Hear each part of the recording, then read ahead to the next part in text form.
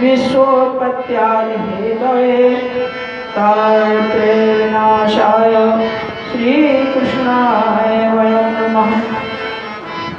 वर्हापीडं नटवरवपुः कर्णयो कर्णिकारं वेत्रत्वासः कनककपिशं वैजयन्तीं च मालां रन्ध्रानवेणोर्रदरसुधिः पूर्यनिगोपवृन्दैः वृन्दारण्यं स्वपदरमणं प्रावसद्गीतकीरति। बोलिए आनंद कंद श्री कृष्ण चंद्र भगवान की जय। रास के रमैया की जय। बांके बिहारी लाल की जय। युगल सरकार की जय। सदगुरुदेव चंद जी महाराज की जय। श्री प्राणनाथ प्यारे की जय। वायुराज महारानी की जय। छत्रसाल महाराज की जय। श्री पांच नौतनपुरी धाम की जय। श्री पांच मंगलपुरी धाम की जय। श्री पांच पद्मावतीपुरी धाम की जय। सब सुंदर साथ की जय। अपने अपने गुरुओं की जय। सब संतन भक्तन की जय। जय जय श्री राधे जय श्री राधे श्याम। जय जय श्री राधे श्याम।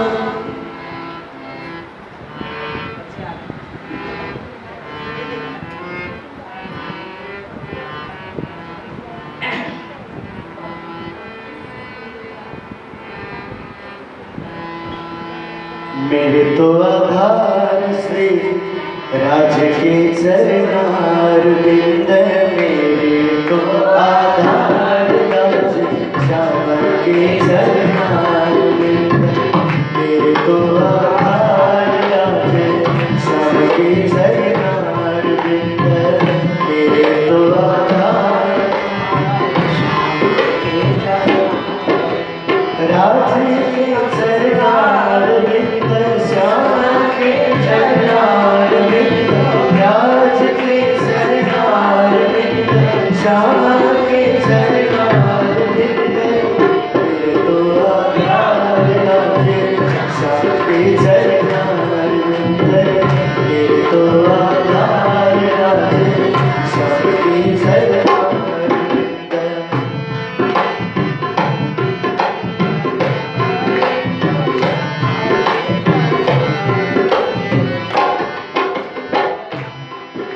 श्री राज के सरदार बिंद। श्याम के सरदार बिंद। राज के सरदार बिंद। श्याम के सरदार बिंद। मेरे तो आधार राज श्याम के सरदार बिंद। मेरे तो आधार राज श्याम के सरदार बिंद।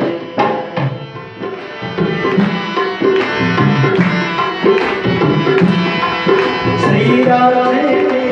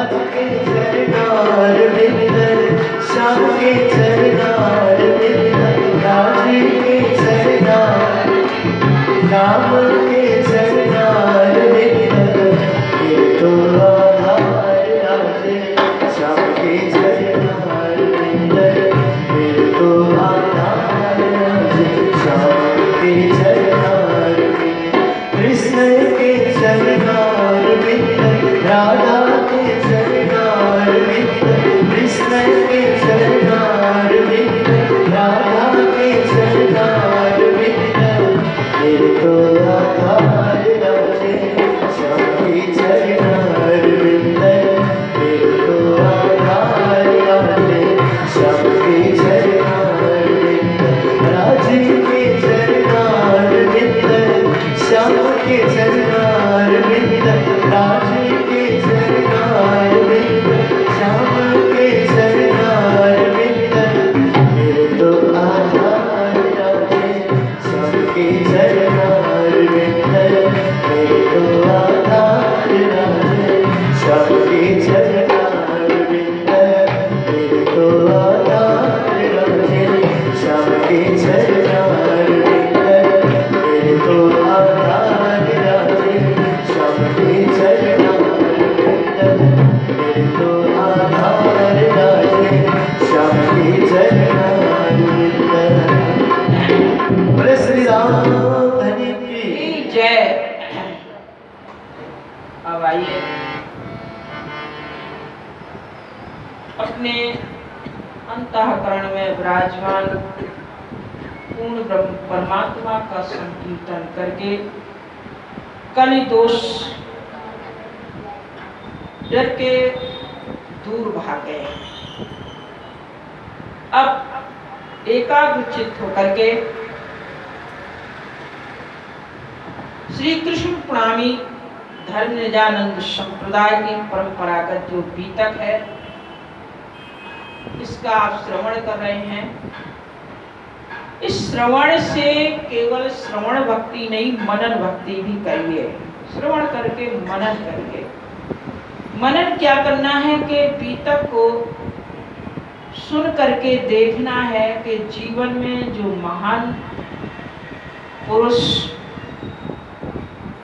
जब सत्मार्ग का कदम उठाते हैं तो उनको जीवन में कितने कष्ट भोगने पड़ते हैं, कितने दज्जाल लोग पीछे पड़ जाते हैं और कितने अहंकारी लोग पीछे पड़ करके अंत में सत्य की जीत होती है। और जो परम धाम की आत्मा है उसके अंदर नम्रता, सहनशीलता, सेवा भाव और प्रेम, ये 4 गुण होते हैं। ये ब्रह्म आत्मा की पहचान है, जिसके अंदर सहनशीलता है और सेवा भाव है, प्रेम है। तो ऐसे ही महामती प्राणनाथ जी जब राजा राम भाई की पुत्री ललिता जो संसार से व्यवहार से हीन हो चुकी थी क्योंकि उसका स्वरूप नहीं था, शरीर भी सही नहीं था, लेकिन जब कृपा परमात्मा की होती है तो परमात्मा किसी ना किसी रूप में अपनी ओर मोड़ लेता है। तो आइए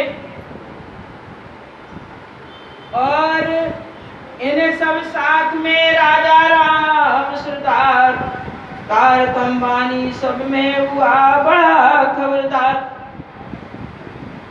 जितने सुंदर साथ वीरता में जागृत हुए तो सरदार यानी मुख्य राजा राम ही थे। और जब राजा राम ने महामती प्राणनाथ जी के कथन के अनुसार आगे जाने के लिए जो सुंदर साथ की सेवा भी अपने हाथ में ले ली, इधर जब उनकी पुत्री ललिता पर सद्गुरु महामती प्राणनाथ जी की हो गई। और राजा राम ने जब मंदिर बनवा दिया और उसके साथ भावरें पड़ गई, तो जो भावरें पड़ते ही जब परमात्मा पे समर्पित हो जाते हो तो परमात्मा भी आपके ऊपर कृपा बरसा देता है। तो जैसे ही उसकी भावरें पड़ी, उसकी आत्मा जागृत हो गई, कहने लगी, अहो मैं कितनी भाग्यशालिनी हूं कि इस भौतिक शरीर हमें जो प्राप्त हुआ है, संसार का शरीर प्राप्त हुआ है, अच्छा रहा कि मैं कुरूप थी और अच्छा था मैं विकलांग थी। क्योंकि अगर ये शरीर संसार का रहता तो हमारी और भी सहेलियां हैं जो सुंदर थी, सुकुमार थी, उनका विवाह हो गया और संसार में भटक गए। लेकिन मेरे ऊपर राज जी ने बड़ी कृपा की कि ऐसा स्वरूप दिया, अपनी शरण में बुला लिया। तो जब राज जी के चरण में जब विवाह हो गया तो वो गान करने लगी। क्या गान करने लगी?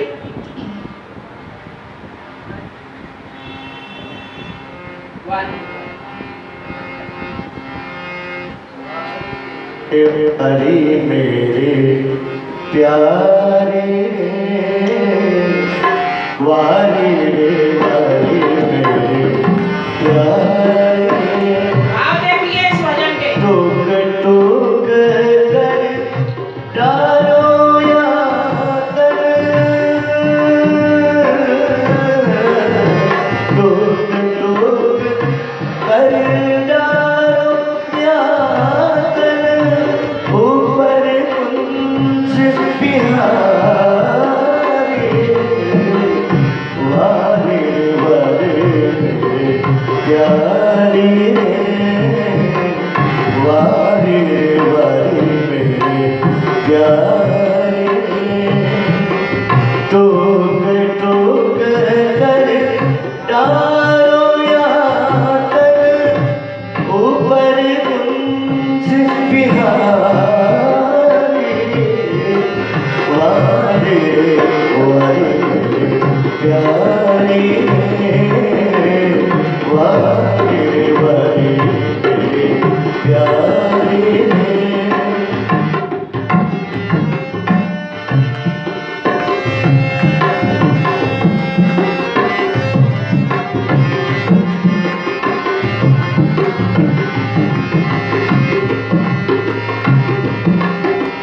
सुंदर स्वरूप श्री श्याम श्याम जी को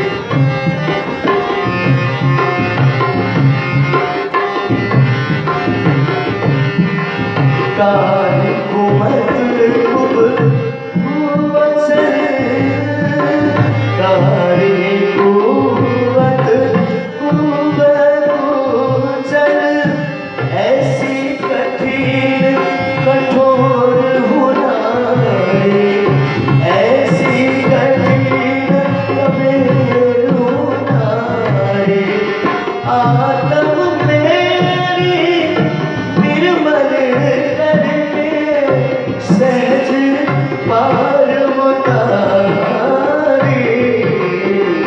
वारे वारे प्यारे वारे वारे प्यारे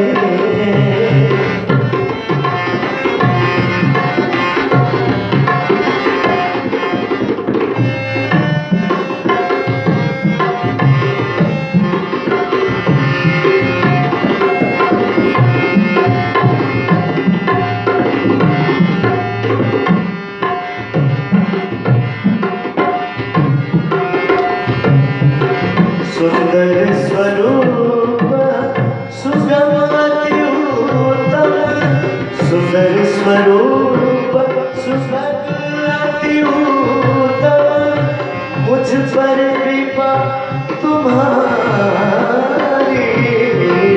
मुझ पर कृपा तुम्हारी कोट बिन ललिता कुर्बानी मेरे धन जी कायम सुखकारी वारी वारी वारी वारी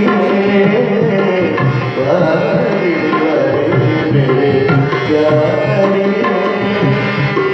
टूक टूक कर डालो यातन टूक टूक कर डालो यातन ऊपर कुंज बिहारी वारी वारी प्यारी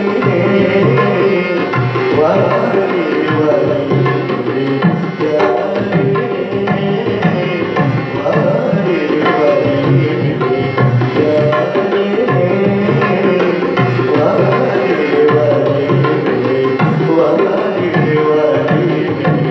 वारी वारी प्यारी बोलिए सदगुरु महाराज की जय। ललिता सदगुरु के वंदना करती हुई कहती है कि मैं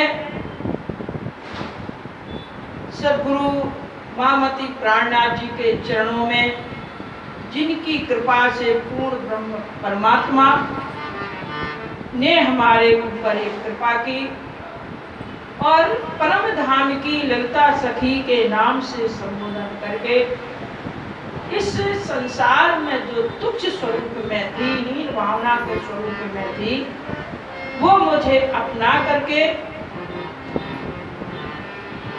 हमें परम धाम में ललिता सखी से संबोधन कर हमें अपने चरणों में समर्पित कर लिया।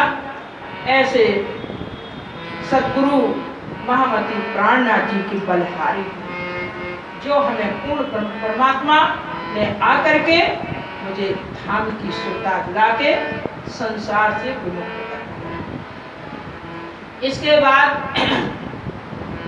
महामती प्राणनाथ जी ने कहा कि भाई अब देवता में ही नहीं बने रहे, हमें सद्गुरु देवचंद जी महाराज की वाणी का पालन करना है। उन्होंने हमसे कहा था कि शाकुंतल और सुकुमार सखी को जागृत करना है, तो इसलिए अब हमें राजा और बादशाह, क्योंकि छत्रसाल राजा है और औरंगजेब बादशाह है, तो राजा और बादशाह की जागनी करनी है।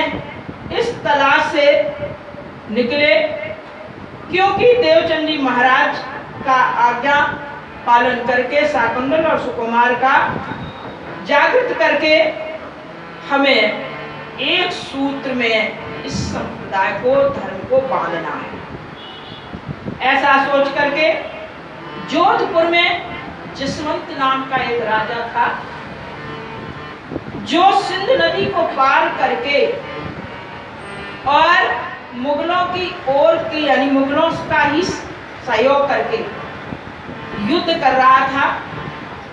तो महामती प्राणनाथ जी ने सोचा कि ये हिंदू होते हुए और मुसलमानों का सहयोग कर रहा है, इसकी जागनी करें।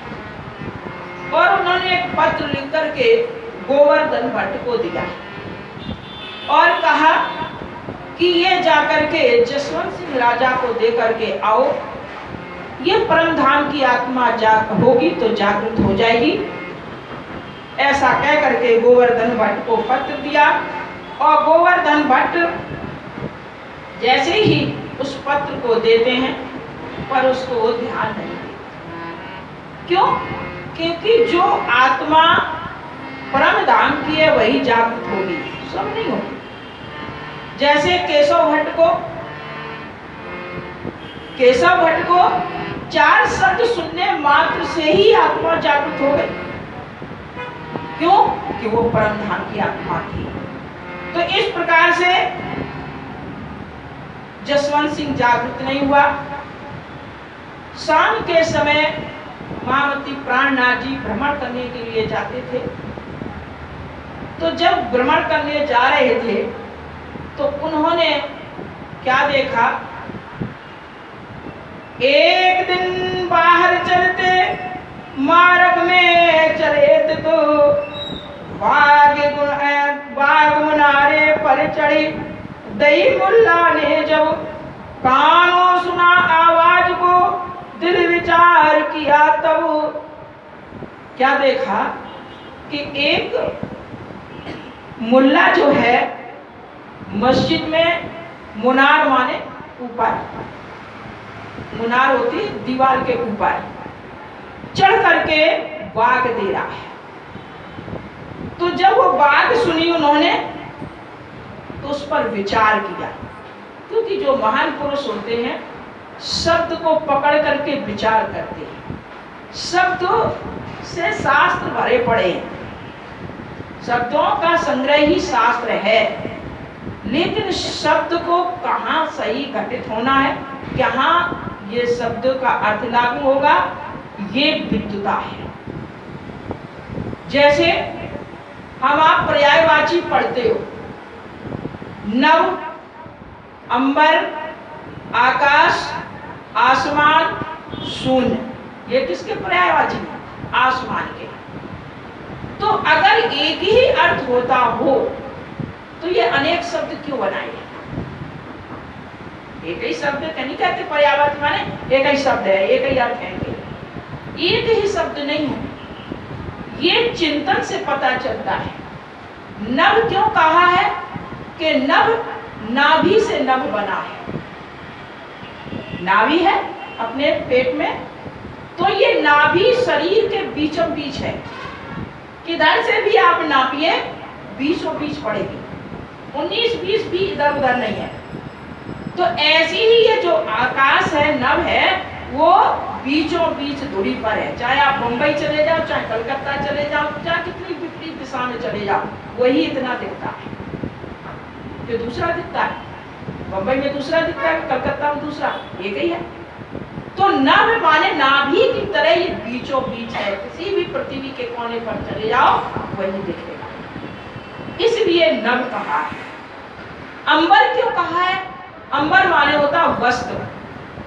तो जैसे हम आप वस्त्र को लेकर के चारों कोने पकड़ करके खींचो और पकड़ो चादर आदि को, तो उसमें कहीं सलवटें नहीं पड़ती, सलवटें नहीं होती। तो ये आकाश जो ये अंबर है कपड़े की तरह तना हुआ है। जैसे कपड़े को तान देते हो उसमें सलवटें नहीं होती हैं, ऐसी ये अंबर जो है कपड़े की तरह तना हुआ है, कहीं इसमें सिलवटें नहीं है, इसलिए अंबर कहा। आकाश क्यों कहा? आकाश, काश ऐसा होता ही क्यों? तो आकाश का कोई स्थान नहीं है, जितने दूर जाओ उतना ही दिखता चला जाता है। यानी दूरी आप पकड़ नहीं सकते हो कि कितनी दूरी पर है, जितने पहुंचते जाओगे हैं।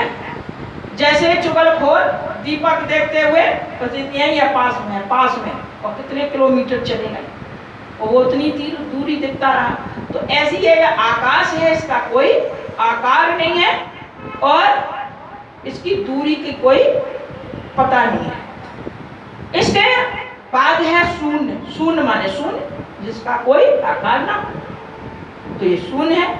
आसमान क्यों है कि अथ पर टंगा हुआ है। ये कहते आसमान में ना चलो, आसमान का मतलब अथ पर मत चलो, आधार बन के चलो, तो ये अथ पर टंगा हुआ है। तो कहने का अर्थ है शब्दों से शास्त्र भरे पड़े हैं, लेकिन उस शब्द को पकड़ना कहाँ कैसा घटना है, ये विद्वता है। तो इस प्रकार से महामती प्राणनाथ जी ने जब शब्द सुना तो शब्द सुन करके उसको विचार किया कि ये कह क्या रहा है।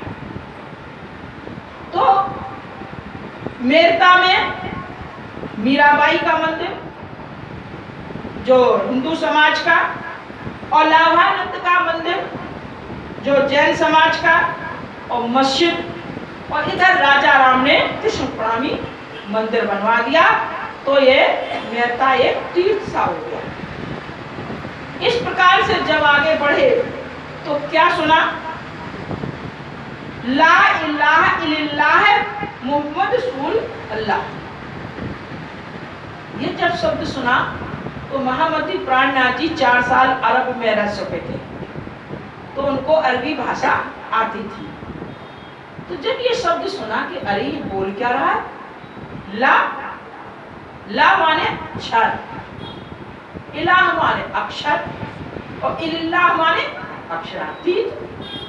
केवल भाषा का भेद है।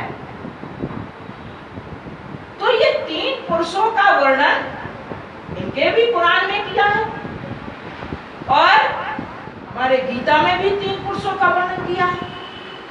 तो ये भाषा के बदले, भाषा की भेदता के कारण इतना भेद क्यों? तो महामती प्राणनाथ जी कहते हैं कि जैसे ये शब्द सुना तो उनको गीता की याद आ गई। तो गीता में आया है, द्वौ इमौ पुरुषौ लोके क्षरस् अक्षरस्यैव च क्षर सर्वभूतानि कूटस्थो अक्षरा उच्यते। उत्तम पुरुषा तु अन्या परमात्मा इति उदाहृता यो लोके त्रयम् आविश्य विभति अव्या ईश्वरः।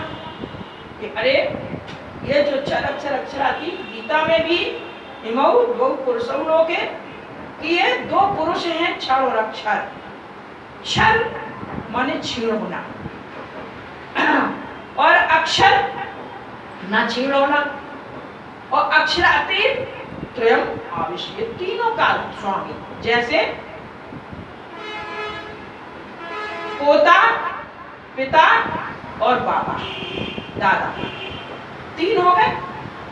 तो हम अगर हम पोता को खुश करना चाहें, मान लो पड़ोसी है या रिश्तेदार है, पोता को प्रसन्न करके रखे, कि हम पोता से दोस्ती बनाए रहे, तो उसका पिता भी असंतुष्ट होगा और दादा भी असंतुष्ट होगा। तो देखो हमारे पोता को दोस्ती रखें और हम लोगों से कुछ नहीं है, जबकि हमें ही सब कुछ है, और हमारे पोता से मतलब, हम लोगों से मतलब नहीं है।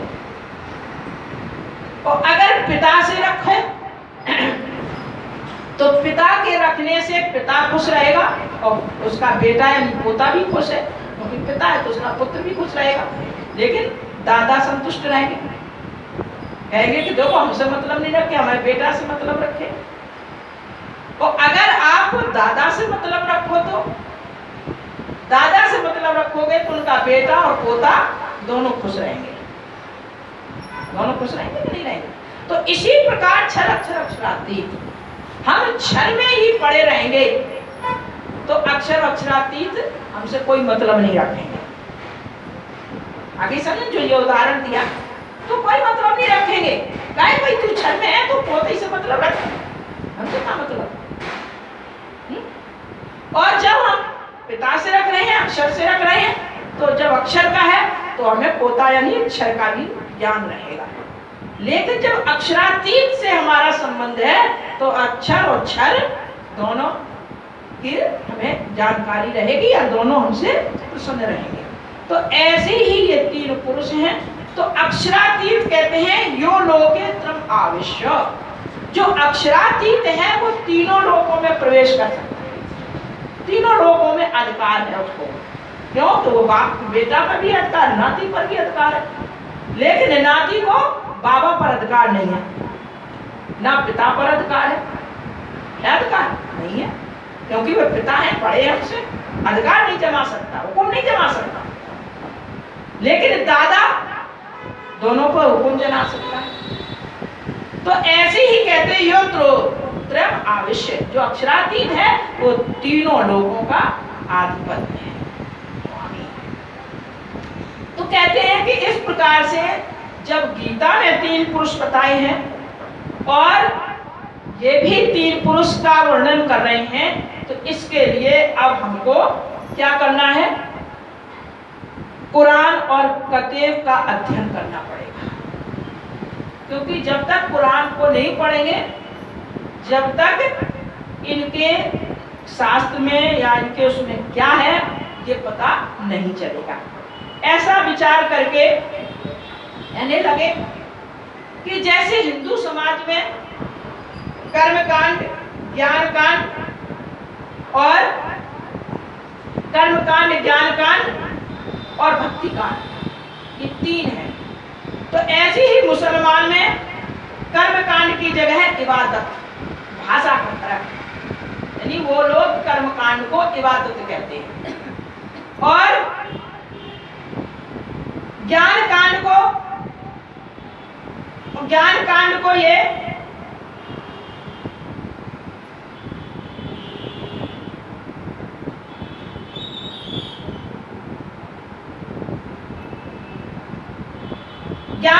कर्मकांड को इबादत की पद्धतियां भिन्न भिन्न हो सकती हैं, परंतु ज्ञान भिन्न नहीं हो सकता। इसलिए जिस प्रकार पुराणों का चिंतन किया, वह कुरान का चिंतन करना पड़ेगा। कुरान से ज्ञान कर्मकांड और भक्ति कांड का ज्ञान होगा। तो कहते हैं श्री मामद के साथ जी यहाँ रो ईसा का इल्म, अब मैं मद को मिल चले कहूँ एक दिन अलम। सदगुरु देवचंद जी के ज्ञान के, क्योंकि सदगुरु देवचंद जी ने एक बार कहा था, ध्यान है पीछे, कि धर्म विवादता, जातिवाद के कारण हम कुरान नहीं पढ़ सके, पीछे आया था, तो हम नहीं पढ़ सके। वो बात महामती प्राणनाथ जी को स्मरण हुआ, तो इसलिए हमें इसका अध्ययन करना है।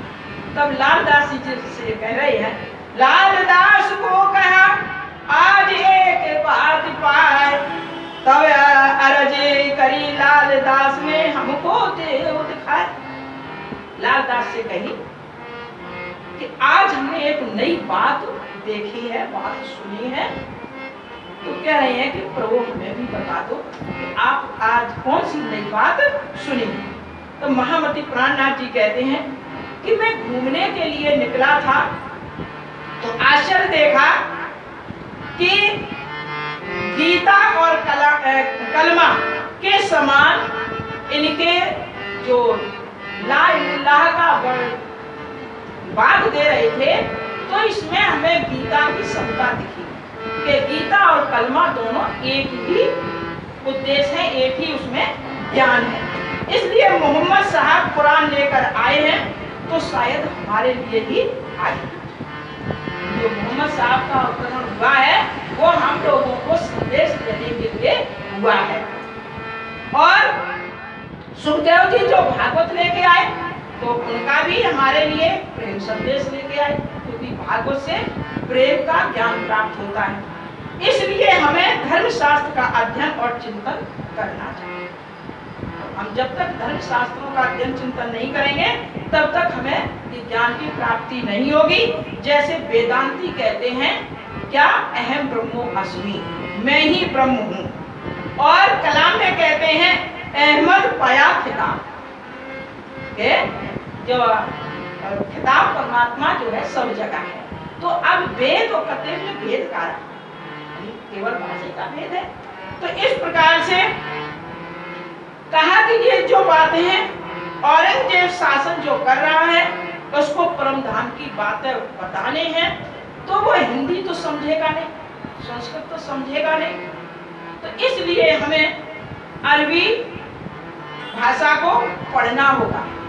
तब लालदास जी कहने लगे कि महाराज मैं भी अरब में रहा हूँ, इसलिए हमें भी अरबी आती है।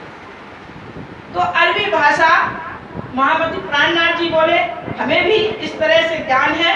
तो कर्म कांड को शरीयत कहा है, यानी इस कुरान में कर्म कांड को शरीयत कहा है, उपासना को इबादत कहा है और ज्ञान को हकीकत कहा है। ये केवल शब्द का भेद है। अपने हिंदू संप्रदाय में कर्मकांड कहते हैं। तो कर्मकांड पूजा जो हम आप विधान से ये यज्ञ आदि करते हो, ये सब कर्मकांड के अंतर्गत आती है, जो मन से इच्छा पूरी करके करते हैं। जैसे कहा है 4 प्रकार की पूजा होती है। उत्तम मानसी पूजा, वेद च पूजा मध्यमा, वाह की कल्प तो अधमो पूजा, वाह की धमाधम। 4 प्रकार की पूजा है।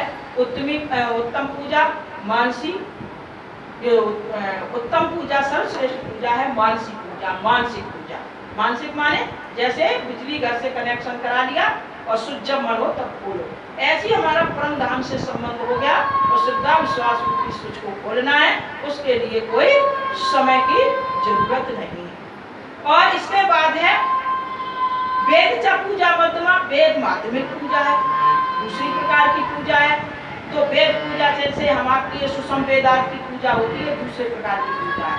तीसरी है कल्पितो अधमो पूजा। कल्पितो माने कल्पना करके जो पूजा की जाती है, वो तीसरी प्रकार की पूजा है। और बाह्य की धमाधम, और जो बाह्य पूजा है वो क्षेत्रीय देवी देवता होते हैं। हमारे कुल में इस देवता की पूजा होती है, हमारे कुल में फलाने बाबा की पूजा होती है, हमारे कुल में इसको कहते हैं चौथी प्रकार की पूजा। तो इस प्रकार से ये कर्म कांड है, उपासना और ज्ञान कांड को हकीकत और प्रेम को मार्फत का, हम आप प्रेम कहते हो, उनमें वो मार्फत कहते हैं। तो हो सकता है कि सारे धर्म ग्रंथों में एक ही बात लिखी है, सारे धर्म ग्रंथों में एक ही बात लिखी है, केवल भेद शब्दों का है। इसलिए मानने वाले अलग अलग पद्धति से उस ब्रह्म को पूछते हैं। केवल भाषा के कारण कोई उसे का नाम खुदा कहता है, कोई ईसा मसीह कहता है, कोई कुछ कहता है, अलग अलग नाम रख करके पूछ रहे हैं।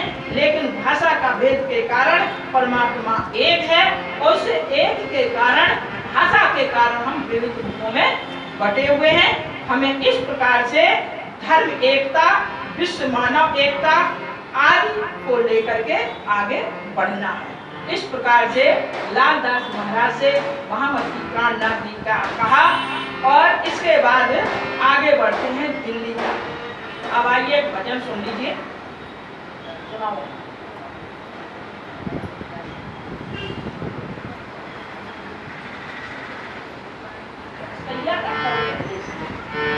वैसे कुछ समय कम है।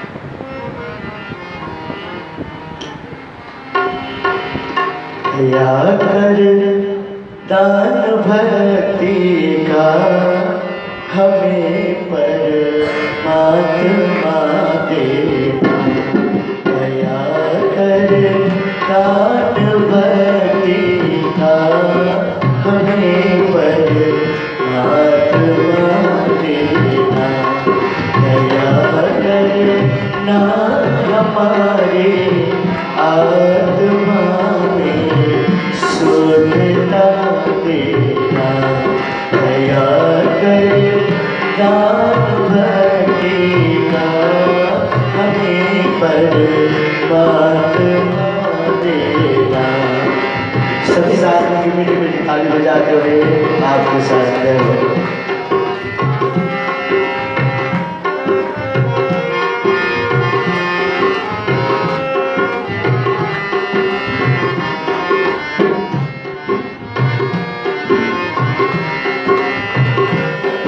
हमारे ध्यान आ जाओ प्रभु, आँखों में बस जाओ। हमारे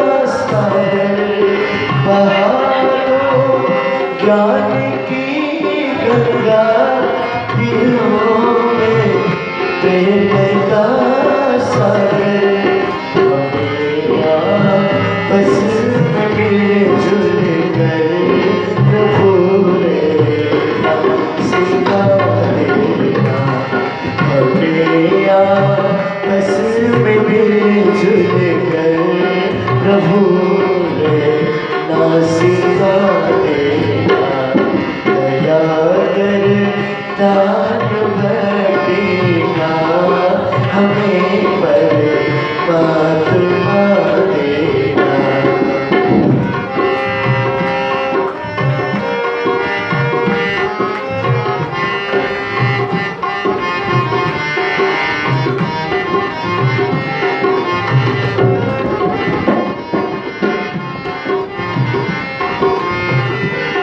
हमारा धर्म हो सेवा हमारा कर्म हो सेवा हमारा धर्म हो सेवा हमारा कर्म हो सेवा सदा हो मानव सेवा ये सेवक चल बना देना सदा हो मानव सेवा ये सेवक चल बना देना दया कर दान भटिका हमें परमात्मा देना। आप भी गाइए मेरे साथ में दया कर दान भटिका हमें परमात्मा देना।